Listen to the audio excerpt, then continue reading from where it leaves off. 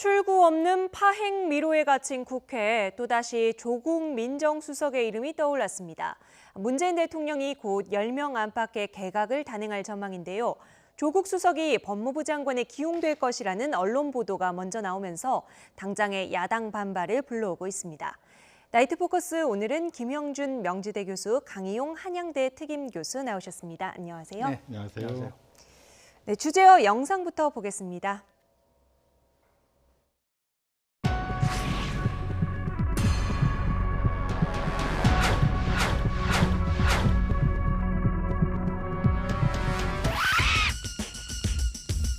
만약 조국 법무부 장관 입각마저 현실화된다면 패스트트랙 독재 열차를 더 이상 멈출 수 없다라는 일종의 선전포고입니다. 윤석열 검찰총장이 총대를 메고 조국 법무부 장관이 뒤에서 조종하고 야당 겁박에 경찰이 앞장서는 석국 열차가 완성되는 것입니다. 이 직책 저 직책, 문재인 대통령의 삐뚤어진 조국 사랑이 눈물겹습니다. 문정부의 내각이 조국의 직업 체험의 장으로 전락한 모양입니다. 문재인 정부 초대 민정수석으로서 사법개혁을 일선에서 참 지휘를 하다시피 했던 분이고 의지가 강한 분이기 때문에 사법개혁의 적임자이긴 틀림없습니다.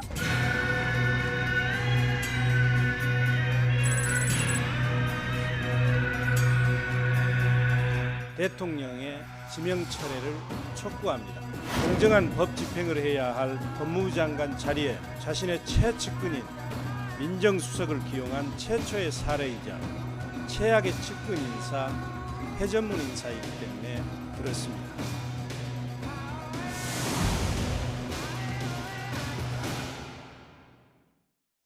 네, 조국 민정수석 법무부 장관 기용설, 청와대가 인사검증에 들어갔다는 보도가 어제 있었습니다. 정치권에서는 어떤가요? 기정사실화되는 분위기입니까? 일단 중요한 것은 청와대의 반응인데요. 청와대에서는 일단 부인하지 않고 있습니다. 네. 부인하지 않고 있다는 것은 보통 인사검증은 비공개로 이루어지고 거기에 대해서 가타부터 얘기하지 않기 때문에 부인하지 않는 것 자체가 사실을 긍정하고 있다 이렇게 보여지기 때문에 네. 기정사실로 받아들이는 분위기고요. 무엇보다도 야권이 일단 격렬한 반응을 보임으로써 이 사안 자체를 사실상 기정사실화하고 있는 것 같아 보입니다. 네. 그래서 주장하는 바는 민정수석이 어떻게 그러니까 즉 참모가 국무위원으로 법무부 장관으로 어떻게 바로 갈 수 있느냐라는 부분이 하나 있고 또 한 가지는 내용적으로는 패스트트랙을 주도했던 이 주동자가 또 결국은 법무부 장관, 법의 집행자로 간다고 하는 것은 사실상 야당과 대화를 하지 않겠다는 거 아니냐 이런 부분이 있고요. 그다음에 마지막 세 번째는 회전문 인사 아니냐 이런 논란으로 이제 또 끌고 들어가려고 하는 이런 분위기가 있습니다. 그러나 정작 왜 문재인 대통령께서 조국 수석을 임명했을까? 이 부분에 대한 논의는 사실 있지 않습니다. 그래서 앞으로 논의되는 과정에서는 오히려 왜 조국인가에 대한 부분이 좀 더 논의가 되고 토론이 돼야 될 것으로 보입니다. 네, 그 부분도 짚어보도록 하죠. 일단 청와대는 말씀하신 것처럼 긍정도 아니지만 부정도 안 하고 있는 상황인데 여론을 좀 보고 있다 이렇게 봐야겠습니까? 민심의 향배를 보겠죠. 근데 조금 전에 우리 이용섭 대변인 시절에 8년 전 얘기인데요. 거의 정확하게 지금 판박입니다. 그 당시 이명박 정부 시절이었었는데 똑같았어요. 서울중앙지검장을 검찰총장으로 임명하고 당시 이제 권재진 민정수석을 법무부 장관으로 이제 임명하려고 했는데요. 그 당시에 2011년 8년 전 7월 달에 민주당이 야당이었었는데 긴급 의총을 합니다. 그리고 결의문을 발표를 하는데요. 내용은 그렇습니다. 민정수석이 곧바로 법무부 장관에 임명된 것은 군사정권 시절에도 없었던 일이라고 강력하게 비판을 했어요. 대통령이 사법개혁에 관련된 의지가 강하다는 건 다 압니다. 그리고 조국 민정수석이 사법개혁에 대한 구상이라든지 더 나아가서 적임자라는 것에 대해서는 다 동의를 하죠. 근데 문제는 뭐냐면 구시대의 잘못된 관행을 과감히 척결하겠다는 게 대통령 취임사에 나옵니다. 그러면 8년 전에 야당이었을 때 이 부분에 대해서 강력하게 비판을 했다고 한다면 그 부분도 한 번은 현 정부가 그 당시의 상황을 다시 한번 점검을 할 필요가 있는데도 불구하고 만약에 강행을 하면 두 가지 때문에 문제가 될 겁니다. 하나는 내년도가 총선이잖아요. 네. 그러니까 선거 관리의 공정성 문제가 과연 담보될 수 있느냐라는 문제와 두 번째는 결국은 검찰을 장악하려고 하는 것이 아니냐. 이러한 것들을 어떻게 이제 불식시키느냐가 네. 가장 중요한 앞으로의 변수가 될 거라고 저는 봅니다. 네, 그 부분은 뭐 지금 민주당에서도 청와대에서도 부담으로 여기고 네. 있을 것 같은 부분인데요. 일단 근데 방금 말씀하셨던 고 2011년 당시에 이제 문재인 당시 노무현 그 재단 이사장 자격으로 계셨었는데 그때 이런 논란에 대해서 본인도 참여정부 때 민정수석에서 법무부 장관으로 가려다가 못 간 예. 전례가 있어서 다만 그때 말씀하셨던 게 민정수석이라도 검찰 중립을 위해서 노력한 사람이라면 못 갈 이유는 없다. 다만 권재진 그 당시에 권재진 민정수석을 네. 반대하는 이유는 검찰에 대한 장악, 우려 이런 부분도 있기 때문에 그랬다. 그리고 실제로 그것이 2012년 대선까지 이어집니다. 네. 그 권재진 장관이 그 당시에 국정원 댓글이라든가 여러 가지 사건들이 있었음에도 불구하고 실제로 검찰이 엄정하게 혹은 공정하게 정치적 중립성을 띠면서 수사를 했느냐 그렇지 못했거든요. 그 우려가 현실로 나타난 것이죠. 예, 지금 뭐 잠시 뒤에 하려고 준비해뒀던 이야기를 두 분이 초반부터 다 풀어주셔가지고요. 자, 일단 맨 처음에 말씀하셨던 부분, 왜 조국인가? 그리고 또 야권에서 보면 왜 또 조국인가? 이렇게 질문을 할 법도 해요. 키워드는 사법개혁이라는 얘기 아까 미리 해주셨는데 사법개혁 다른 사람은 할 수 없습니까? 글쎄요, 일단은 대통령께서 이번에 이제 일종의 사정 라인이라고 해서 법무부 장관 전에 이제 검찰총장에 대해서 임명을 했고 윤석열 검찰총장 그 후보자에 대해서는 뭐 기수 파괴라든가 여러 가지 의미가 부여됐지만 실질적으로 내용은 검찰 개혁이다. 검찰 개혁의 최고 적임자로서 여러 가지 수를 두고 있는 것이죠. 네. 그래서 사실상 그 지금의 어떤 검경 수사권 조정이라든가 고위 공직자 비리 수사처에 반대하는 일부 기류에 대해서 검찰 지도부에 해당하는 그 부분에 대해서 일정하게 기수를 이제 은퇴시키는 네. 이런 효과도 있는 것이고요. 그리고 또 한 가지는 이 법무부 장관, 민정수석, 그다음에 검찰총장 이 세 개의 어떤 사정 라인에 대해서 새로운 인물들을 이제 배치시키고 네. 그 부분에 대해서 대통령의 검찰 개혁, 그다음에 권력기관에 대한 개혁 의지를 잘 알고 네. 그다음에 그 부분에 대해서 그동안에 보여줬던 역할들에 대해서 역할들에 대한 평가가 있었을 것이라고 보여집니다. 그래서 윤석열은 중앙지검장으로서의 어떤 역할들이 있었을 것이고 네. 민정수석으로서 조국 수석에 대해서는 검찰과 관계에 있어서 어떤 관여한다거나 과거처럼 검찰을 쥐락펴락하려고 하지 않았던 부분들에 대해서 분명히 평가가 있었을 것이라고 보여집니다. 그런 점에서 네. 검찰 개혁의 어떤 시기가 도래했고 이 부분에 대해서 이뤄낼 수 있는 적임자로서 평가하고 있다 이렇게 보여집니다. 네. 지금 화면에 비검찰 출신의 결단력 있는 조국 교수가 법무부 장관 하는 게 어떻겠나. 이게 문재인 대통령이 2011년에 이제 본인 출간하는 책 토크 콘서트에서 사회를 보던 이제 당시 조국 교수에게 했던 말이에요. 그러니까 상당히 오래 전부터 사법개혁의 적임자로 좀 점 찍어뒀던 것 같은데. 근데 저 말 속에는요. 예. 제가 판단하기에는 맞아요. 그런데 처음부터 법무부 장관을 임명했으면 맞는 거예요. 근데 민정수석이라는 데를 갔잖아요. 네. 가고 나서 저렇게 얘기를 하니까 이게 좀 설득력이 떨어지는데요. 네. 아까 지적하신 거와 마찬가지로 그 사법개혁은 꼭 조국 수석이 해야 되느냐라는 데 문제 제기를 지금 제기하는 건데 저는 어떻게 보냐면 사법개혁은 이제는 국회로 넘어간 거예요.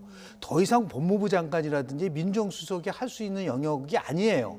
왜냐하면 처음에 그 안을 만들 때까지는 민정수석이 나름대로 역할을 했을지는 모르지만 네. 이제는 이거 전부 다 패스트 트랙을 지정돼가지고 국회 내에서 이루어지는 거를 꼭 법무부 장관이 한다고 그래서 사법개혁 의지가 조국 수석이 간다고 해서 이게 관철될 수 있을 거 그게 첫 번째 이제 패착이라고 볼 수가 있는 겁니다. 국회 파행 사태가 너무 뻔해서 그런 거 아닐까요? 아니죠. 그거는 파행 사태가 있다 하더라도 문제 푸는 거는 집권 여당이 푸는 것이고 사법개혁위원장이 어떻게든 간에 이 문제를 풀어가는 것이 되는 것이지 법무부 장관이 그 부분에 네. 대해서 할 수 있는 역할은 굉장히 제한적이기 때문에 제가 이제 우려하는 거는 뭐냐면 오히려 조국 민정수석을 법무부 장관으로 임명하는 것 자체가 사법개혁을 더 어렵게 할 수도 있다는 거죠. 그러니까 계속해서 야당의 반발을 네. 가져올 수 있는 부분들이 있기 때문에 이 부분은 한번 좀 더 신중하게 생각할 필요가 있지 않나라는 생각을 하게 됩니다. 네, 야당의 반발 부분을 청와대가 좀 미리 우려할 필요가 있다는 말씀인데 지금 당장 정치권에서 나오는 반응들을 먼저 보고 오겠습니다. 보수 야권의 반응 먼저 보지요. 이런 이야기가 나온다는 것 자체가 한마디로 대한민국 헌법 질서에 대한 모욕입니다. 패스트트랙 독재 열차를 더 이상 멈출 수 없다라는 일종의 선전포고입니다. 윤석열 검찰총장이 총대를 메고 조국 법무부 장관이 뒤에서 조종하고 야당 겁박에 경찰이 앞장서는 석국 열차가 완성되는 것입니다. 제가 보기에 청와대가 결국 원하는 것은 국회 정상화가 아니라 야당 종속화입니다. 편이 아니면 쓸 수 없는 건지 제대로 된 좀 능력과 자질이 맞는 사람들을 좀 탕평해서 골라서 널리 좀 등용했으면 좋겠다. 네, 윤석열의 석, 조국의 국을 따서 석국 열차라는 말까지 지금 야당에서는 나왔습니다. 교수님 말씀해 주신 것처럼 그동안 조국 퇴진을 계속해서 요구를 해왔잖아요. 그러니까 장관 임명도 받아들일 수 없을 뿐더러 장관을 앉는다 하더라도 앞으로 사법개혁 작업을 도와줄 것 같지 않거든요. 사실은 이제 그런 부분까지 감안하지 않았나 싶습니다. 그 청와대에서는 만약에 실제로 이제 임명을 한다고 했을 때는 그런 부분. 즉 뭐냐면 야당이 사실은 협조할 것을 협조해주고 그다음에 반대할 것을 반대하는 그런 야당이었다면 네. 야당의 목소리, 야당의 입장, 야당의 태도에 대해서 주의를 기울였을 것입니다. 그러나 그렇지 않았고요. 어떤 경우든지 매번 반대를 해왔기 때문에 사실상 이 부분에 대해서만큼은 그것을 야당의 입장을 굳이 반영할 이유는 없었을 것이다 이렇게 보여집니다. 또 한 네. 가지는 뭐냐면 지금 이제 나경원 원내대표께서 뭐 석국 열차니 뭐 이런 신조 얘기를 자꾸 하시는데 지금 저렇게 한가할 때가 아니지 않습니까? 국회 정상화 한 지 2시간 만에 파기가 되었고 네. 본인의 리더십이 크게 타격을 받은 상태에서 오히려 조국 수석에 대한 법무부 장관 임명설이 본인을 살려준 면도 있습니다. 뭐 이거는 차치하더라도요. 네. 실제로 그럼 석국 열차라고 명명을 했다고 하니까 그랬을 때 그럼 그 열차에 무엇이 태워졌는지를 봐야지 그것을 신조어로 하고 조롱하는 식으로 얘기하면 안 되는 것입니다. 가령 얘기했듯이 과거 영화의 설국열차라고 봉준호 감독이 만든 네. 설국열차가 있어요. 설국열차는 말 그대로 그 열차 안에 불평등과 기득권, 특권의 사회를 그려내고 있거든요. 네. 그러면 이 석국열차에는 사법개혁과 국정개혁이라고 하는 촛불 시대의 어떤 명령이 들어가 있는 것이고 그것을 공정과 정의로서 가겠다라고 하는 것이 담겨 있을 수도 있는 것입니다. 네. 그래서 이런 것을 단지 어떤 정치적인 레토릭으로 이 부분을 하지 마시고 이 인사에 담긴 부분을 진심을 좀 받아주셔야 된다. 그리고 또 한 가지는 헌법을 뭐 모욕한다 이렇게 얘기를 하는데 헌법을 모욕하는 것은 오히려 나경원 원내대표입니다. 왜냐하면 대통령제에서 대통령이 국무위원을 임명하고 그 과정에서 인사 검증을 하는 네. 것은 당연한 고유의 인사 권한이거든요. 이 네. 대통령제 헌법에서 보장되고 있는 그것을 부인하고 있는 거 아닙니까? 민정수석이 장관으로 가면 인사검증은 누가 하게 되는 거죠? 민정수석에 대한 검증은요 이런 겁니다. 국무위원이나 여러 그 인사들의 수석은 이제 인사수석에서 일단 추천을 받고 민정수석에서 하지만 민정수석 개인이 하는 게 아니지 않습니까? 네. 민정수석이라고 하는 인사 검증 시스템이 하는 것입니다. 그렇기 때문에 그 부분에 대해서 큰 문제가 없을 것이고요. 다만 본인이 그런 부분이 부담이 있다면 아까 그 일부 언론에서도 보도가 되었습니다만 이번에 G20 회의가 끝나고 나서 네. 주요 정상회담이 있기 때문에 그 끝나고 나서 사퇴할 수 있다라고 하는 보도가 나왔습니다. 그 네. 부분은 뭐 당연히 그렇게 해야 된다고 보여지고요. 네, 민주당의 반응도 좀 보고 와서 이야기 이어갈까요? 야당의 반발을 충분히 의식하고 있고 지도부에서는 말을 아끼고 있는데 개별 의원들의 말 들어보겠습니다. 박범계 의원입니다. 조국 민정수석 역시 문재인 정부 초대 민정수석으로서 사법개혁을 일선에서 참 지휘를 하다시피 했던 분이고 의지가 강한 분이기 때문에 뭐 사법개혁의 적임자이긴 틀림없습니다. 네, 뭐 문재인 대통령의 속마음을 네. 대변해줬다고 볼 수 있겠습니다. 아까 초반에 했던 얘기를 좀 해볼까요? 네. 과거에 이제 민정수석이 법무부 장관 행으로 직행한 사례를 두고 무산이 된 경우가 있었고 그게 강행이 됐던 경우가 있었는데 문재인 대통령 본인이 이제 당사자잖아요. 그렇죠. 그러니까 실질적으로 보면은 지금 이 부분은 간단한 문제가 아니에요. 왜냐하면 대통령이 또다시 보훈 인사, 측근 인사를 고집하다가는 영영 국민으로부터 버림받게 될 것이다. 이거 현재 지금 자유한국당이 야당의 얘기한 게 한 말이 아니고. 아니에요. 네. 그 당시에 2011년에 당대표가 손학규 대표였었거든요. 손학규 대표가 경고를 한 겁니다. 그렇게 네. 하지 말아라. 지금 조금 전에 말씀하실 때, 그 당시에 검찰을 장악하는 것이 아니라면 괜찮다라는 전제 조건을 다셨는데, 누가 봐더라도 조국 수석이 간다고 했을 때, 이거는 검찰 장악에 의심이 있는 것이 아니라는 비판을 할 수 있는 여지가 있단 말이에요. 근데 저는 좀 달리 봐요. 좀 비틀어서 본다고 한다면 대통령이 이 부분을 왜 모르겠습니까? 이게 분명히 야당의 공격을 받을 것이다. 네. 그리고 사법개혁은 이제 국회로 넘어갔고 그러면은 이렇게 조국 민정수석을 임명할 때는 또 다른 의도가 있는 게 아니냐라고 네. 자꾸 생각이 드는 거죠. 그 의도라면은 향후에 네. 결국 이제 조국 그 민정수석이 장관도 가고 장관 다음에 정치적 행보를 할 때에 네. 나름대로 도움을 줄 수 있는 길을 찾는 게 아니냐 이렇게 의심을 할 수밖에 없어요. 네. 그렇지 않다고 한다면 제가 모두에 말씀을 드리지만은 이게 8년 전에 이런 일이 전혀 없었다고 하고 그 당시에 야당이 전혀 비난을 하지 않았다면은 지금 박범계 의원이 얘기하는 말이 맞을지는 모르겠으나 그리고 또 하나 문제는 저 박범계 의원이 얘기한 거는 집권 초기에 발의했을 때는 맞아요. 그러나 지금 2년이 지났단 네. 말이에요. 그 사법개혁이라는 것이 벌써 2년이 지난 상태에서 모든 그림이 만들어진 상태에서 또다시 사법개혁의 의지가 강하다는 얘기는 전혀 이게 앞뒤가 맞는 문제가 아니란 말이에요. 네. 그런 면에서 봤을 때 저는 분명히 민주당 내에서도 이 문제와 관련돼서 우려를 표명할 수 있는 여지가 분명히 있기 때문에 네. 저는 뭐 이게 확정된 건 아니기 때문에요. 아마도 이제 민심의 흐름이라든지 또 다른 여러 가지 돌발 변수가 있을 수가 있겠지만 분명한 오신환 대표가 얘기했잖아요. 꼭 내 편만 써야 되느냐. 대통령도 그랬습니다.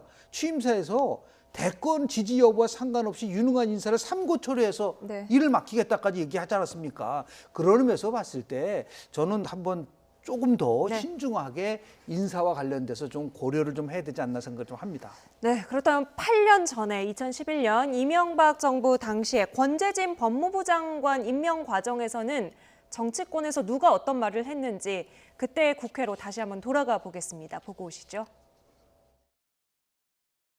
장관이라는 것은 시크릿탈입니다. 그런데 법무부 장관이 법무행정을 하는 자리인데 그 자리에 민정수석이 못 간다. 그런 전제는 저는 잘못된 전제라고 봅니다. 친인척 비리를 덮고 검찰 수사를 왜곡시킬 사람을 점지한 것이다. 라면은 공정사회를 부르짖는 대통령의 말씀은 허구입니다. 근본적인 문제는 바로 이명박 대통령의 인사 철학에 있습니다. 자기 사람을 밀어붙이는 임기 말 대통령의 오기를 버리고 대통령의 법무행정에 관한 참모다. 또 민정수석도 참모다. 그래서 그런 정치적인 무슨 중립성을 이유로 수석이 장관으로 가는 것을 반대하는 것은 그건 논리에 맞지 않습니다. 공정한 법 집행을 해야 할 법무부 장관 자리에 자신의 최측근인 민정수석을 기용한 최초의 사례이자 최악의 측근 인사, 해전문 인사이기 때문에 그렇습니다. 네, 얼굴이랑 목소리 가리고 인터뷰 내용만 보면 지금 국회에 그대로 가져가도 될 것 같습니다. 그러니까 양쪽 진영 공수교대가 완전히 이루어진 것이거든요. 이 부분에 대해서는 민주당에서도 청와대에서도 부담을 느끼고 있을 것 같은데. 부담을 느낄 수밖에 없을 겁니다. 그러나 이제 지금까지의 어떤 그 조국 민정수석이 어떤 검찰을 대하는 태도라든가 그다음에 대통령이 추구하는 국정 철학에 대한 추진력 네. 이런 것들을 종합적으로 검토하고 평가한 부분이 반드시 들어가 있었을 것이다. 지금의 검찰 만약에 법무부 장관으로서 검찰을 뭐 장악을 한다거나 이거보다는 사실 대통령을 옆에 끼고 민정수석으로서 장악하는 게 훨씬 쉽거든요. 그러지 않았습니다. 그러지 않았다는 것이 여러 수사를 통해서 드러났고요. 최근에 문무일 검찰총장의 여러 가지 검경 수사권이나 이런 부분에 대한 자유스러운 어떤 그 발언이나 반응들을 봐도 충분히 알 수 있거든요. 그러니까 이런 부분들은 실제로 어떤 사람 대 사람의 문제가 아니라 결국 법제화시키는 부분에 귀결되는 것이다. 그래서 지난달 5월 9일 날 그 취임 2주년 대담에서 문재인 대통령께서 조국 수석 거취에 대한 문제에 있어서 중요한 정부 차원의 일은 거의 다 마무리가 된 것 같다. 그리고 법제화시키는 일만 남았는데 그 부분에 대해서 성공적으로 마무리를 잘 맞춰주길 바란다라고 했습니다. 그러면 패스트트랙이라고 해서 아까 교수님 말씀하셨지만 그것이 그냥 끝나는 게 아니지 않습니까? 패스트트랙 자체가 국회 내에서의 논의 심사 기간을 정해놓은 것이고 논의를 보장한 것입니다. 그렇기 때문에 주무장관으로서 법무부 장관이 당연히 그 패스트트랙에 올라와 있는 검경수사권이라든가 고비처 법안에 대해서 충분하게 법무장관으로서 정부의 입장을 설명하고 또 대국민 설득을 할 수 있어야 됩니다. 지금 가령 민정수석으로서 하는 것에 대해서 여러 가지 비판이 있었기 때문에 오히려 법무부 장관으로서 대국민 접촉을 늘리면서 그 부분에 대한 정부의 입장을 알리는 것이 더 필요할 수도 있었다 이렇게 보여집니다. 네, 아까 김 교수님께서는 좀 다른 의도 그렇습니다. 또 다른 준비를 하는 것 아니냐라는 의심을 지울 수 없다고 말씀을 하셨는데 박지원 민주평화당 의원이 구체적으로 차기 대선 주자 이야기를 아침에 라디오에서 꺼냈거든요. 민주당과 청와대에서 이런 생각을 하고 있는 것 같다. 뭐 가능성은 그럴 수도 있죠. 근데 제가 이제 지적하는 거는 뭐 두 가지입니다. 하나는 뭐냐면 우리가 이제 현 정부는 이전 정부와 다르다는 얘기를 수없이 해왔어요. 그리고 나라다운 나라 만들고 적폐를 청산한다는 얘기를 했다고 한다면 최소한도 이전 정부의 잘못을 그렇게 신랄하게 비판한 거는 따르지 말아야 된다는 것이 저는 일반 국민들에게 공감대를 줄 수 있는 부분들이 있는 거고요. 또 하나는 조현옥 인사수석은 거의 경질성으로 해가지고 물러났습니다. 그러니까 지금 민정수석이라는 그 이후 대통령이 봤을 때 사법개혁의 적임자라는 그 생각을 갖고 있다고 하지만 야당으로부터 인사 실패에 대한 책임을 추궁을 수없이 받았는데 한 사람은 물러나고 한 사람은 법무부 장관으로 간다? 이게 과연 형평성이 있고 공정한 것이냐라는 것에 대한 또 비판이 있을 수 있단 말이에요. 거기다가 지금 또 박지원 의원처럼 혹시 차기 대선으로 지금 하려고 하는 것이 아니라 특히 이제 부산 지역 출신이다 보니까 이렇게 좀 전국 정당화를 할 수 있는 카드로 쓰는 것이 아니냐 이런 의심을 자꾸만 받게 되면은 조금 전에 그 손학규 그 당시의 대표가 얘기한 것처럼 인사 철학이 갖고 있는 근본이 흔들릴 수 있는 부분들이 있기 때문에 그래서 조심스럽고 또 조심스러워야 된다는 말씀을 좀 드리고 있습니다. 지금 국회 파행 상황에서 조국 수석의 이 기용설 좀 어떤 역할을 하게 될까요? 야당에는 뭐 국회에 다시 들어갈 명분이 될 수도 있을 거고 계속 거부할 수 있는 이유도 될 수 있을 텐데요. 결국에는 이제 검찰총장 인사청문회 가지고 이제 그 자유한국당이 들어가냐 마느냐 지금 하고 있고요. 법무부 장관뿐만 아니라 이제 다음 달에 뭐 몇 개 부처 장관 한 10개 정도 개각이 이제 뭐 많이 전망되고 있습니다. 그렇기 때문에 자유한국당으로서는 혹은 야당으로서는 당연히 국회를 정상화시켜서 인사청문회에 응할 수밖에 없는 상황이 올 것이다 이렇게 보여집니다. 그런 점에서 조국이라고 하는 인물이 갖고 있는 어떤 파괴력, 폭발성 이런 것들이 있기 때문에 이 부분에 대해서 야당의 어떤 반응이 격렬하면 격렬할수록 국민들의 관심은 커지고 당연히 거기에 따른 인사청문회에 대한 요구도 높아질 것이기 때문에 자유한국당이 국회 정상화로 오는 길이 열리는 거 아니냐 이렇게 보여줄 수도 있겠습니다. 네, 조국 수석과 관련된 여러 가지 공방이나 논란, 그만큼 조국 수석이 가지고 있는 의미나 무게감이 정치권에서 상당하다는 의미도 될 수 있겠습니다. 강혜영 교수 여기서 먼저 인사드리죠. 오늘 말씀 감사합니다. 고맙습니다.